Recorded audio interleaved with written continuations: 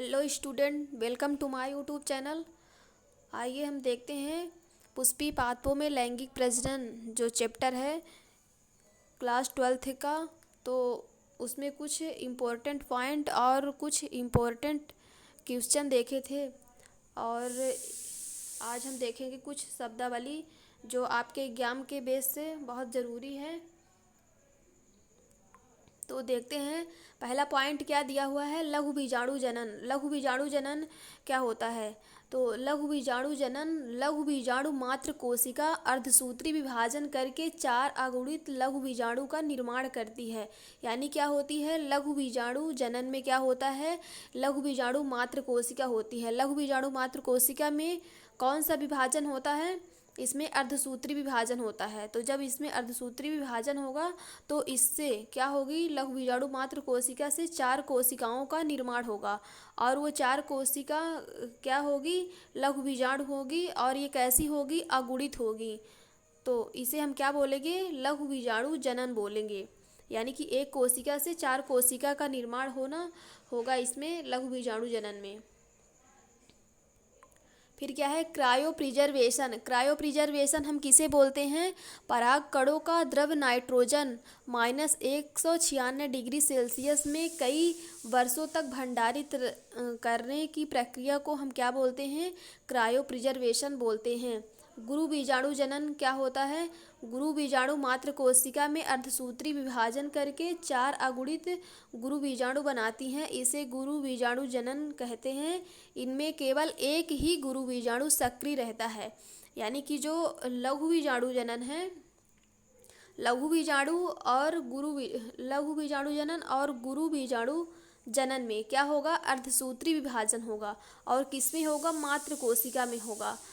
तब इसके बाद क्या होगी, इसमें भी 4 संरचनाएं बनेंगी, क्योंकि जब अर्धसूत्री विभाजन होता है तो 4 सेल का निर्माण होता है।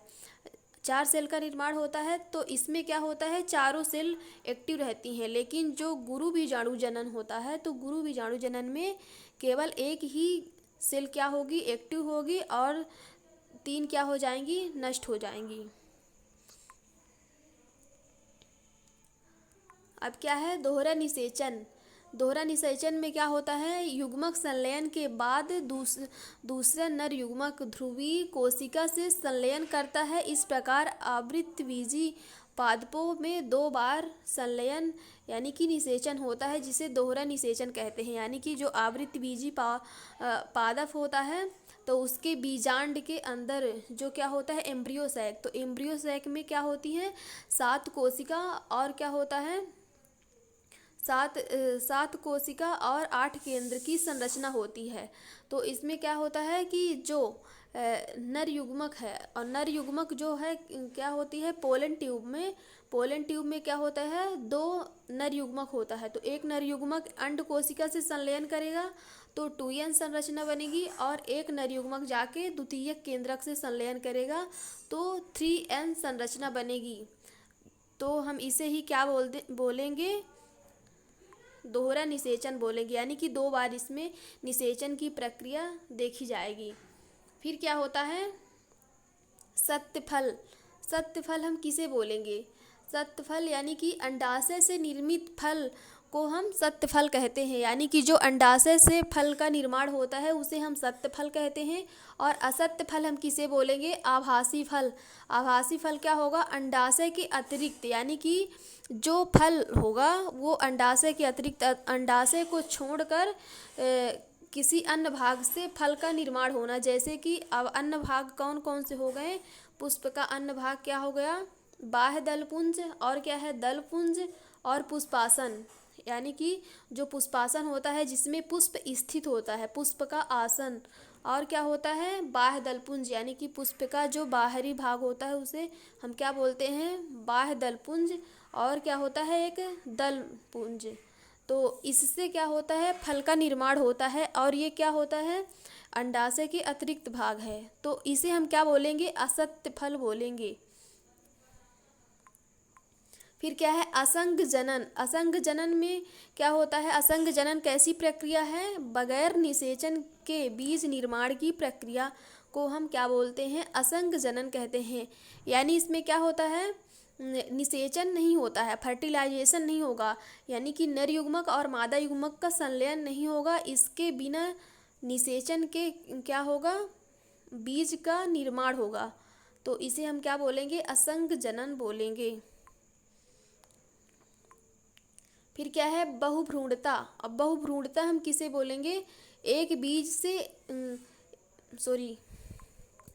बहुभ्रूणता एक बीज में एक से अधिक भ्रूणों की उपस्थिति, यानी कि जो बीज है, एक बीज में एक से अधिक भ्रूणों की उपस्थिति क्या कहलाती है, बहुभ्रूणता। बीज के अंदर कई सारे भ्रूण का निर्माण क्या हो जाता है, बहुभ्रूणता कहलाती है। अब एनसीईआरटी के क्वेश्चन ये पहला भी हो गया था और दूसरा भी हो गया था इसमें,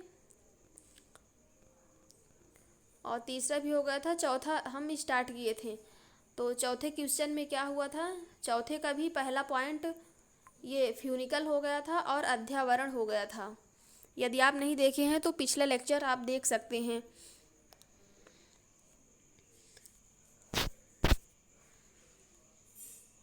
अब क्या है ये, बीजांडकाय। बीजांडकाय यानी क्या होता है, न्यूसेलस।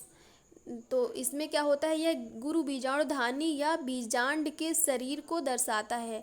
यानी क्या होता है, जो बीजांड काय है तो बीजांड के अंदर, यानी जो बीजांड है, बीजांड कैसा होता है, ये ऐसा पूरा संरचना होता है। तो ये क्या हो गया, बीजांड हो गया, और बीजांड के अंदर ये क्या होता है, इम्ब्रियो सैक होता है। तो इसके अंदर बीजांड काय के अंदर जो ये वाला पूरा भाग होता है, तो ये क्या होता है, न्यूक्लियस होता है। बीजांड काय यह गुरु बीजाणुधानी या बीजांड के शरीर को दर्शाता है। बीजांड काय मृदुतक कोशिकाएं रखता है, यानी कि जो मृदुतक है, अब इसमें ऑब्जेक्टिव क्वेश्चन में ये पूछ भी सकता है कि बीजांड काय कौन सी सेल से बना होता है। ये 11th बायोलॉजी में दिया हुआ है कि सेल कितने प्रकार के होते हैं, पैरेनकाइमा और क्या है, स्क्लेरेनकाइमा, ये सब होते हैं। तो इसमें क्या होता है, ये मृदुतक कोशिकाएं यानी कि पैरेनकाइमा सेल होती हैं। फिर क्या है, जो अत्यधिक संचित भोजन रखती हैं, और ये क्या करती हैं, भोजन का यानी कि फूड का स्टोरेज करती हैं। कौन, बीजांड काय में, बीजांड काय में जो मृदुतक सेल होती हैं। फिर क्या है, भ्रूण कोश यानी कि इम्ब्रियो सैक। इम्ब्रियो सैक क्या है, यह गुरु बीजाणुधानी में धसी लगभग अंडाकार युग्मकोद्भिद संरचना है। यानी कि जो इम्ब्रियो सैक है, भ्रूण कोश की बात कर रहा है, ये आप देख सकते हैं।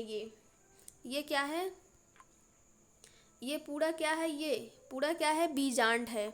अब बीजांड के अंदर ये वाला भाग, ये पूरा जो है, ये क्या है, ये न्यूसेलस है। और यहाँ पर क्या होता है, भोजन का स्टोरेज होता है, यानी कि फूड का स्टोरेज होता है। और ये कौन सी सेल से बना होता है, पैरेनकाइमा सेल से बना होता है। और इसके अंदर ये क्या होती है, ये गोलाकार संरचना होती है। और कहाँ होती है, माइक्रोपाइल भाग में कहाँ होती है, धंसी होती है। इसी की बात हो रही है। तो क्या बोला है इसमें, भ्रूण कोश यह गुरु बीजाणुधानी में धंसी लगभग अंडाकार युग्मकोद्भिद संरचना। और युग्मकोद्भिद इसको क्यों बोला गया है, क्योंकि जहाँ युग्मक का निर्माण होता है उसे हम क्या बोलते हैं, युग्मकोद्भिद बोलते हैं। भ्रूण कोश अत्यधिक पतले पेक्टोसेल्यूलोज स्तर द्वारा घिरा होता है। यानी कि जो क्या होता है, भ्रूण कोश है, भ्रूण कोश अत्यधिक पतले पेक्टोसेल्यूलोज, यानी कि जो ये है,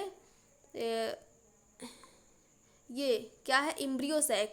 इम्ब्रियो सैक कौन सी संरचना है, ये पेक्टोसेल्यूलोज की क्या होती है, बनी होती है। और क्या होती है, अत्यंत पतली होती है। इस यहाँ से आपके बहुत सारे ऑब्जेक्टिव क्वेश्चन भी तैयार होंगे। तो आप अच्छे से इसको पढ़िए और अच्छे मार्क्स अपने बोर्ड एग्जाम में और कॉम्पिटिटिव लेवल का जो भी एग्ज़ाम होता है उसमें आप पा सकते हैं। फिर क्या है, भ्रूणकोश अत्यधिक पतले पेक्टोसेल्यूलोज स्तर द्वारा घिरा होता है। अंदर की ओर यह 7 कोशिकाएं रखता है। और अंदर की ओर कितनी कोशिकाएं रखता है? 7 कोशिकाएं रखता है, जो कि यहाँ पर दर्शाया गया है। कितनी कोशिकाएं आपको दिख रही होंगी? एक 3 ऊपर है और 3 नीचे और एक बीच में, तो 7 कोशिकाएं दर्शाता है। फिर क्या बोल रहा है यहाँ पास? एक बड़ी द्विकेंद्रिकी या द्विगुणित केंद्रिकी कोशिका, यानी क्या होती है? एक बड़ी जो बीच में होती है ये वाली, ये क्या है? एक बड़ी संरचना होती है। और ये कैसी होती है? द्विगुणित होती है। और यदि सेल यहाँ पर पूछा जाए तो बीच में एक ही सेल होती है और एक सेल के अंदर 2 केंद्रक होते हैं। फिर क्या हो रहा बात इसमें? तीन बीजांड द्वार कोशिकाएं, यानी कि 3 क्या होती हैं? बीजांड द्वार कोशिकाएं होती हैं। यानी ये जो है 3 सेल दिख रही हैं, एक ये हो गई, एक ये और एक ये ऊपर, तो 3 सेल होती हैं।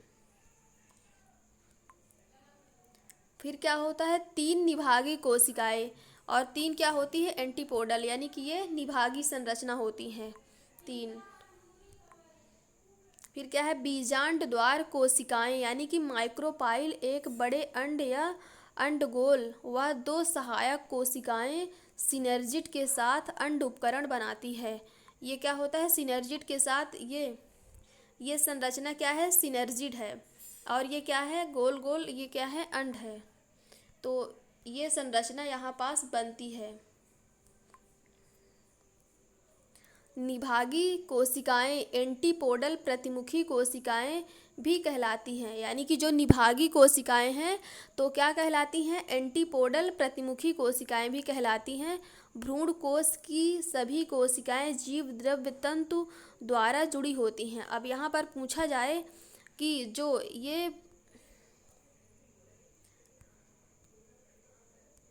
ये जो क्या है? भ्रूण कोश है, यानी कि इम्ब्रियो सैक है। इम्ब्रियो सैक के अंदर ये जो 7 कोशिकाएं हैं वो एक दूसरे से किससे कनेक्ट होती हैं? किस संरचना से कनेक्ट होती है? तो ये किस संरचना से कनेक्ट होती है? जीव द्रव्य तंतु, यानी कि किससे? प्लाज्मोडेस्माटा से जुड़ी होती हैं। और यहाँ पास क्या होता है?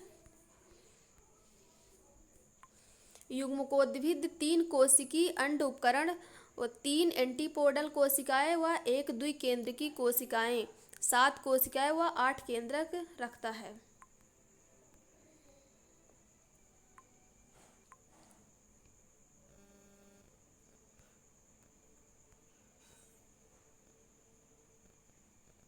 और यहाँ पर क्वेश्चन में क्या पूछा था कि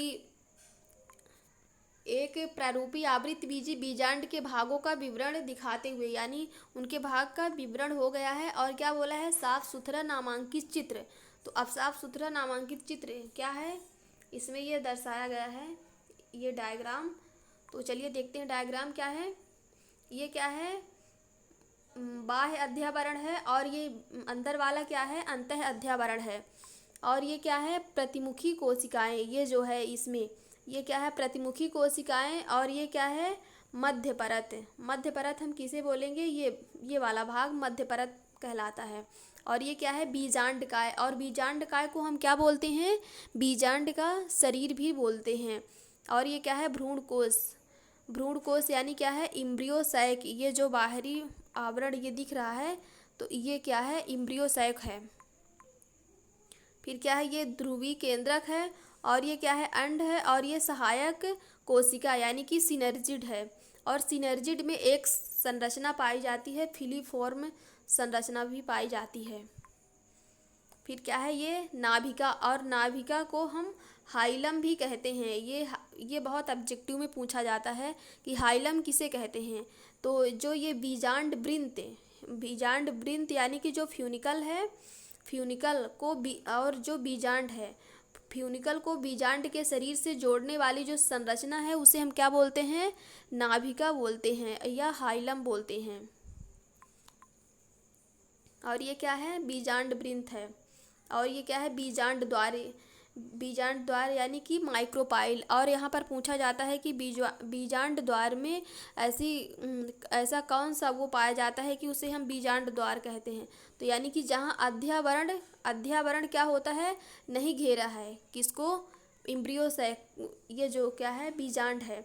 और यहाँ पर जो नहीं उसको अध्यावरण से खुला हुआ भाग है उसको हम क्या बोलेंगे, बीजांड द्वार बोलेंगे।